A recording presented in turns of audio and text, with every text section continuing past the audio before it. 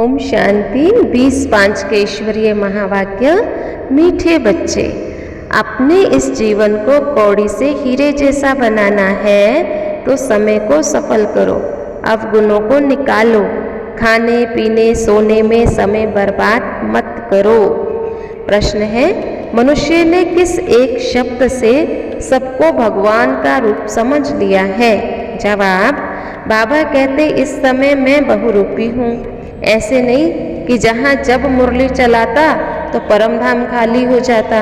मुझे तो इस समय बहुत काम करने पड़ते हैं, बहुत सर्विस चलती है, बच्चों को भक्तों को साक्षात्कार कराना पड़ता है।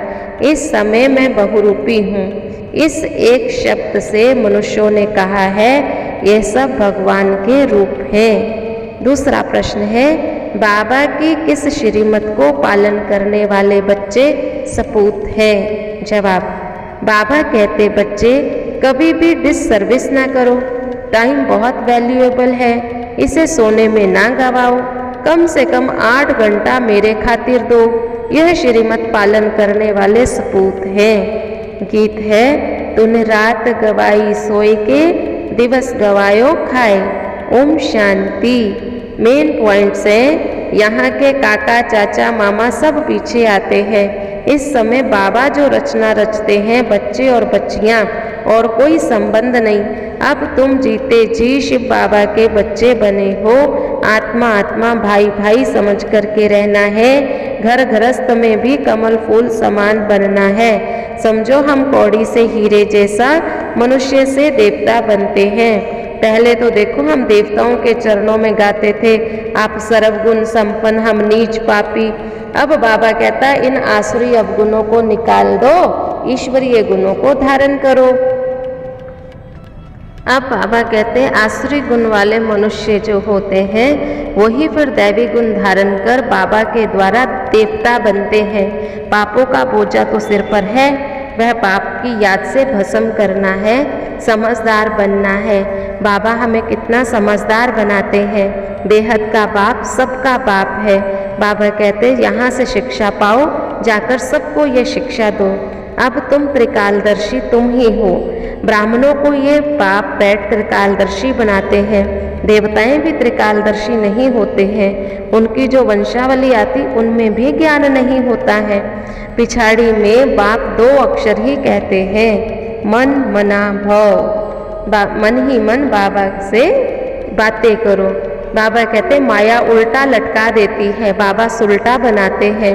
बाबा मुक्ति धाम में जाने का पुरुषार्थ कराते हैं। तुम्हारी बुद्धि में मुक्ति धाम आना चाहिए।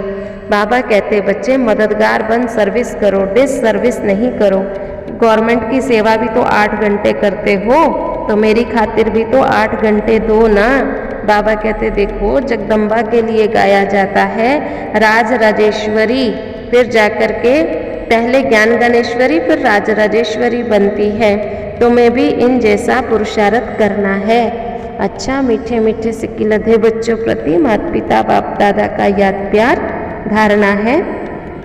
भारत को पावन बनाने की सेवा में अपना तन मन धन सफल करना है।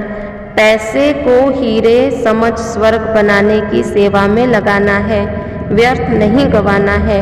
भविष्य 21 जन्मों की प्रारब्ध बनाने के लिए दिन रात कमाई जमा करनी है, समय बर्बाद नहीं करना, शरीर को भूलने का पुरुषार्थ करना है।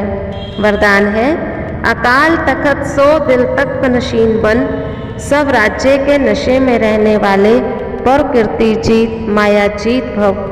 अकाल तख्त नशीन आत्मा सदा रूहानी नशे में रहती है। जैसे राजा बिना नशे के राज्य नहीं चला सकता, ऐसे आत्मा यदि सब राज्य के नशे में नहीं तो कर्म इंद्रिया रूपी प्रजा पर राज्य नहीं कर सकती।